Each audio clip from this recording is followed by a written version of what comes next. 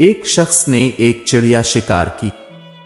چڑیا نے شکاری سے پوچھا، مجھے پکڑ کر تجھے کیا حاصل ہوگا؟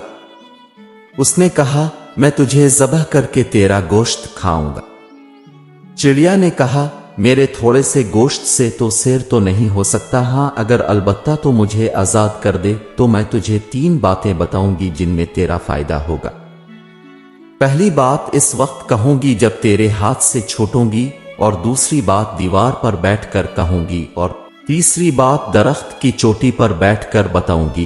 شکاری نے کہا، مجھے منظور ہے، اب تم اپنی پہلی بات بتا۔ چڑیا نے کہا، پہلی بات تو یہ ہے کہ جو چیز تیرے ہاتھ سے نکل جائے اس کا افسوس نہ کرنا۔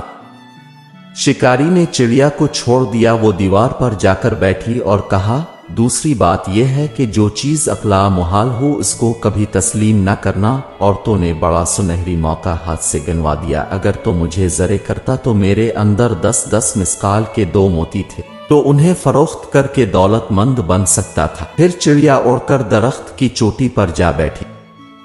شکاری چڑیا کو آزاد کر کے پچھتانے لگا اور دل میں کہنے لگا کہ ہائے میری بد نصیبی، اگر میں اسے ذبح کرتا تو موتیوں کی وجہ سے آج مالا مال ہو جاتا۔ شکاری درخت کے نیچے جا کر کھڑا ہوا اور چڑیا سے کہا کہ اب تم تیسری بات بتاؤ۔ چڑیا نے کہا، احمق شخص، جب میری پہلی نصیحتوں پر ہی تو نے عمل نہیں کیا تو تیسری بات پوچھ کر کیا کرے گا؟ اس شخص نے اصرار کیا۔